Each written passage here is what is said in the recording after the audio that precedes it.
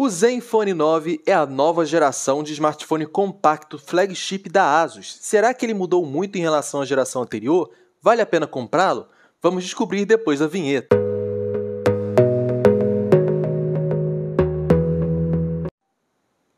Bom, galera, então vamos conversar um pouquinho aqui sobre esse smartphone compacto da ASUS, né? A nova geração de smartphones compactos da ASUS, que no caso aqui é o Zenfone 9, tá? No vídeo anterior eu falei sobre o Zenfone 8, que ele estava com um excelente custo-benefício para você comprar em 2022. Para seguir ainda em 2023, né, você consegue ter um ótimo custo-benefício aí, porque é um smartphone que oferece um ótimo desempenho, ótimas câmeras, enfim. E hoje nós vamos falar sobre o irmão mais novo dele, que é o Zenfone 9, basicamente o seu sucessor, né? E basicamente o Zenfone 9 ele recebeu alguns incrementos pontuais, mas que foram de grande valia, tá? Então, vamos ver aqui algumas especificações que ele oferece. Primeiramente está falando aqui o slogan, né? Compacto no tamanho, grandes possibilidades. Então está falando aqui que o aparelho é ultra compacto, tá? Que ele é muito elegante e ele é muito rápido, né? Porque ele conta com um processador muito parrudo, né? Então ele vem aí com um processador da Qualcomm, tá? O Snapdragon 8 Plus Gen 1, que é basicamente o que há de melhor no mercado até o momento, tá? Até o lançamento do Snapdragon 8 Gen 2. Ele vem equipado aí com uma bateria de 4.300 mAh de bateria, tá, galera? E isso é muito interessante porque, pelo tamanho que ele tem, é muito interessante ele ter uma bateria com essa capacidade física, né? Porque ele tem uma tela que é exatamente do mesmo tamanho do Zenfone 8, 5,9 polegadas. Porém, ele teve um incremento de 300 mAh de bateria a mais, o que é surreal, né? E a promessa é de que o Snapdragon 8 Plus Gen 1, além de ser mais poderoso, ainda seja mais econômico do que o Snapdragon 888 presente na geração anterior. Então, você vai aliar um processador mais econômico e uma bateria com uma duração maior, né, com a capacidade física maior, e isso vai aumentar consideravelmente a duração do smartphone, tá? E fora que a ASUS deixa você fazer diversas personalizações em questão da taxa de atualização da tela, por exemplo, para programar da forma que você quiser. Ou seja, você pode escolher basicamente entre 4 opções. O smartphone possui uma tela de 120 Hz, já adiantando aqui para vocês. E vocês podem escolher entre 4 opções. A primeira, que eu acho que é a que a maioria das pessoas vai usar, eu particularmente não consigo dessa maneira, mas acho que a maioria das pessoas vai usar dessa maneira, é o 120 Hz automático, tá? É o adaptativo, que basicamente o smartphone define quais aplicativos, em quais situações vai exigir ali o uso do 120 Hz, ou então vai descer para 90, ou então vai descer para 60, né? Baseado no aplicativo que você está utilizando ali. Eu particularmente não consigo porque eu sinto um certo lag, sabe? Eu sinto um certo delay, um certo engasgo assim, na troca das taxas de atualização, né? Principalmente quando é um app que estava em 120 e volta para 60, você sente aquela travada assim meio estranha, né? Eu particularmente não consigo usar no modo adaptável, né? O meu smartphone aqui, que é o Realme, ele tem esse modo, ele tem um 120 adaptável, mas eu uso em 120 fixo, porque eu não consigo usar em 60 fixo e também não consegui lidar com aqueles engasgos que dava nas transições da taxa de atualização no modo automático, tá? Então eu particularmente prefiro deixar no 120 fixo. Mas a ASUS você consegue ter 4 opções basicamente. Então você consegue o 120 automático, que provavelmente é o que a maioria das pessoas vai utilizar. Você tem o 120 fixo, se você quiser cravar de vez a máxima taxa de atualização que ele tem, que é o de 120 Hz. Você tem o 60 Hz padrão, que é para economia de bateria. E uma coisa que é muito legal, que eu acho que todas as marcas deveriam aderir. A marca deixa você colocar 90 fixo.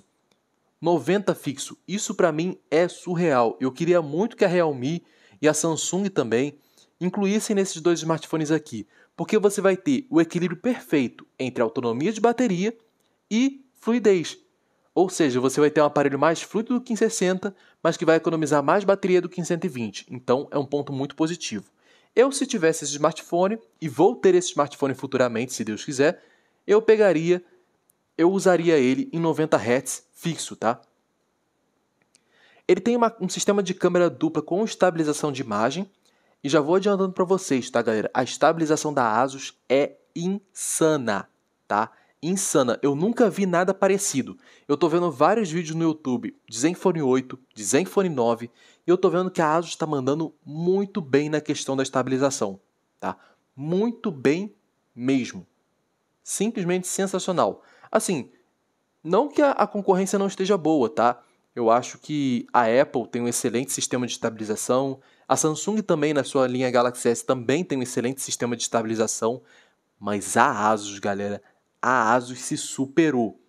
Se superou tanto que você consegue ter uma estabilização incrível até mesmo na resolução máxima de gravação que ele suporta, que é o 4K 60 e o 8K. Então você consegue ter uma estabilização muito boa, mesmo gravando numa resolução altíssima, né? Aqui tem a questão do design, né? Basicamente aqui é o design da versão mais clean dele, né? A versão preta, né? Assim, é um design que divide opiniões, tem pessoas que não gostaram muito, tem pessoas que falaram que está muito parecido com o aparelho da Huawei. Então, assim, dividiu opiniões. Eu particularmente gostei muito desse design, gostei até mais do que o design do Zenfone 8, tá? Mas realmente é um design que, assim como o Zenfone 8, divide opiniões. Tem pessoas que gostaram, tem pessoas que não gostaram, tem pessoas que até gostaram, mas achou que copiou muito na cara dura a Huawei, né? Então, assim, vai muito questão de gosto. Eu particularmente gostei e muito desse visual e pegaria tranquilamente esse smartphone sem nenhum problema. Visual definitivamente não seria um problema, né? Não seria um empecilho para eu pegar esse smartphone. Eu gostei muito, tá? Então aqui está ressaltando a questão do design, o fato dele ter um tamanho compacto, né, de 5,9 polegadas. Vai ter um design, um tamanho mais ou menos equivalente ali ao iPhone 12, ao iPhone 13 da vida, né? Então é sim um smartphone bem compacto. Ele tem um desempenho bruto, tá? Ele tem basicamente o melhor desempenho aí em termos dos smartphones, né? Inclusive vou até deixar o link aqui na descrição, caso vocês queiram conferir o roda liso dele, tá? Tem um canal chamado Roda Liso, que basicamente testa os diversos smartphones que passam por lá, né? Testando o desempenho nos jogos, né? E tudo mais. E vocês vão ver que esse smartphone aqui se saiu muito bem, tá? Em algumas ocasiões se saiu melhor até do que o Edge 30 Ultra da Motorola, tá? E o Edge 30 Ultra da Motorola possui o mesmo processador, né? Então, assim, vocês vão ver que ele se saiu muito bem. Ele tá basicamente no top 1 do ranking, né? Então é um aparelho muito bom. A câmera dele é muito boa, então você vai ter imagens estáveis e nítidas, porque, assim como todo top de linha, ele conta com estabilização ótica, e o sistema de gimbal da Asus é simplesmente fenomenal, tá? Aqui tem um certo videozinho, né? Não vou passar muito para não dar direitos autorais nem nada do tipo, mas é basicamente isso, né? Aqui tá falando, né? Ele é compacto, né? Então tem uma tela de 5,9 polegadas e pesa apenas 169 gramas, galera. Arredondando 170, né? Então 170 gramas aí um smartphone é realmente bem levinho, tá? Bem compacto, vai caber no bolso da calça, assim, portabilidade maravilhosa, tá? Para você que quer ter o smartphone aí com o processador mais parrudo da atualidade e não quer ter um aparelho gigantesco como um Edge 30 Ultra da vida, por exemplo, esse smartphone aqui é uma excelente pedida, tá? É uma excelente pedida. Mas eu recomendo uma coisa para vocês, tá?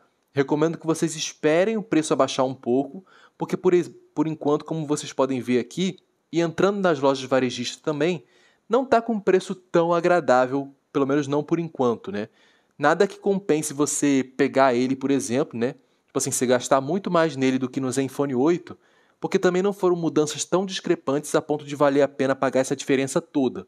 Eu acho, na minha humilde opinião, o Zenfone 8 está valendo mais a pena no momento, tá?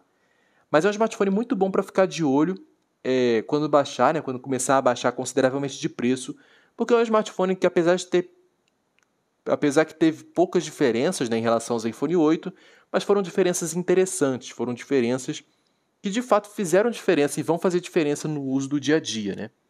Então aqui basicamente algumas fotos, né? Não dá para considerar muito isso, porque a gente sabe, né? Foto assim de publicidade não dá para considerar muito, né? Mas vocês vendo aí vídeos do YouTube e tudo mais, vocês vão ver que o aparelho é muito competente. Você tem aí o desbloqueio, né? De impressão digital. A impressão digital já é aí na lateral, né? É até um pouco diferente, né? O que a gente está acostumado nos tops de linha, né? Geralmente os aparelhos tops de linha atualmente vem aí com desbloqueio na tela, né? O próprio A52 aqui é o desbloqueio na tela, o Realme também, e são aparelhos intermediários. E nesse caso aqui é um sensor de impressão digital na lateral. Então basicamente o botão Power também serve como desbloqueio digital. Eu acho de certa forma um ponto positivo, porque de uma forma geral, salvo algumas marcas, né, geralmente grupo BBK, principalmente a Vivo, a Realme e tal, tem uma leitura da impressão digital na tela muito boa, muito rápida, mesmo sendo na tela. Porém, algumas marcas só têm um leitor responsivo e rápido quando é na lateral ou quando é aqui atrás, quando é o leitor físico, né? E o leitor na tela geralmente demora muito tempo. Então eu achei interessante esse esquema da ASUS porque favorece aí a pessoa, né? Porque aí você desbloqueia aqui, coloca aqui e vai desbloquear muito mais rápido. É bem mais rápido e preciso do que um leitor na tela, né? Aí aqui está falando do botão multifuncional do ZenTouch, né? Que vai tornar tudo mais fácil. Então, basicamente, aquele botão que é o botão Power e que também serve para leitor de impressão digital, você consegue deslizar assim para cima e para baixo para poder rolar a barra de notificações. Isso já teve também alguns Samsungs, né, que tiveram esse recurso aqui do leitor digital aqui. Já teve alguns Samsungs também. Eu me lembro do Galaxy S10e que tinha esse recurso, tá? E algumas outras marcas utilizam esse recurso também. Eu acho muito legal. Eu acho que é muito interessante, tá? Aqui você tem 3 cores, né? São as principais novidades também do Zenfone 9, além do seu visual, né? Que divide muitas opiniões. Eu particularmente gostei muito. Também tem as novas cores, né? Além do tradicional preto que a gente já está acostumado, né? Para quem prefere cores mais discretas e etc e tudo mais, não quer sair do preto basicão, vai ter o preto, tá, galera? Podem ficar tranquilos, podem ficar sossegados. Mas, para quem prefere smartphones com cores chamativas, temos aqui 2 cores extremamente bonitas, tá? Que é a cor Starry Blue, que é um azul, né? Como vocês podem ver aqui, né? Um azul um pouco escuro até, né? Relativamente escuro, né? Mas que eu particularmente achei muito bonito. E esse aqui que, na minha opinião, é a minha cor favorita, tá, galera? Porque é o vermelho, né? É o Zenfone 9 vermelho. Esse cara aqui é muito bonito, tá? É muito bonito. Eu particularmente pegaria nessa cor aqui, nessa versão vermelha, tá? Ele já tem resistência à água, tá? Então, assim como seu antecessor, ele já conta aí com proteção IP68, então você pode ficar tranquilo aí contra a proteção de respingo, né, etc, né? A questão do desempenho, tá ressaltando aqui um pouquinho do desempenho, né, do 8 Plus Gen 1, que é basicamente o processador mais parrudo que você tem aí atualmente, né? Até ser lançado o 8 Gen 2, é o 8 Plus Gen 1 que é o mais parrudo aí, pelo menos no ramo da Qualcomm, né? Aqui você tem até 16 GB de RAM, lembrando, 16 GB de RAM física, tá, galera? 16 GB de RAM física. Não estamos contando aqui com RAM Plus não, tá?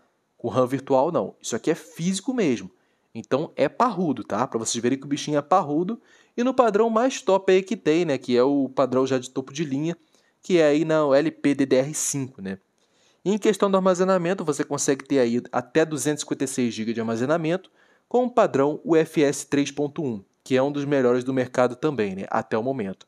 O 8 Gen 2, tal qual o Dimensity 9200 da MediaTek, que vão ser lançados ainda, né? Vão inaugurar o novo padrão UFS 4.0, né? Que é a nova geração de smartphones flagships. Mas por enquanto é o UFS 3.1 que é o mais topzera do momento, né? Você tem aqui uma questão de refrigeração, tá? Um sistema de dissipação de calor, então ele tem aí uma câmara de vapor que consegue diminuir um pouco o aquecimento, né? Para o aparelho não ficar tendo superaquecimento e tudo mais na hora que você estiver jogando, né? Fazendo alguma coisa que exige um pouco mais do aparelho, tá? É claro que ele vai esquentar, assim como qualquer outro smartphone, mas ele não vai esquentar tanto, entendeu? Não vai esquentar tanto a ponto de piorar o desempenho do aparelho ou coisa do tipo, né? Aí você tem aí a bateria de 4.300 mAh, que é basicamente o mesmo que eu tenho aqui no meu Realme, com um carregador de 30 watts, e acredito que seja um tempo ok para carregar, vamos dizer assim, né?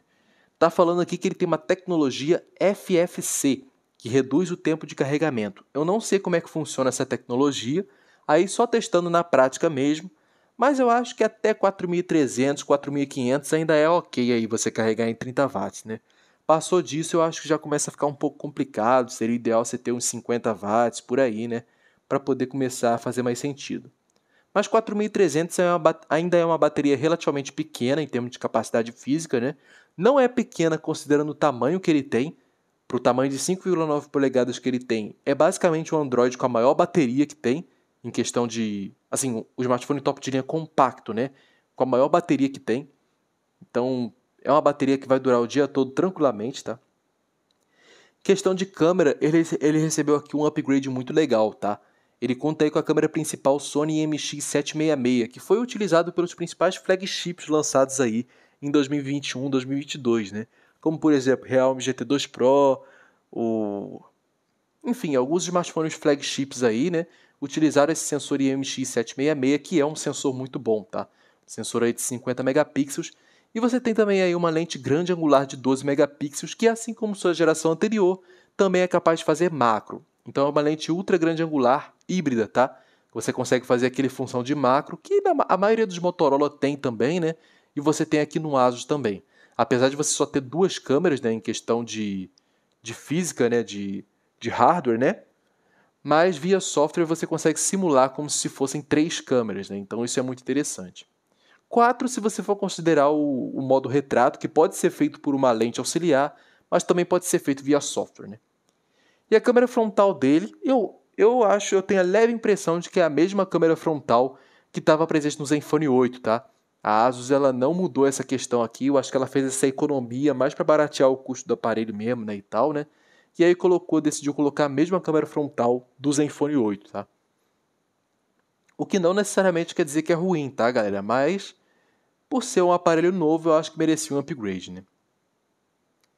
Aí é que tá falando mais de nitidez.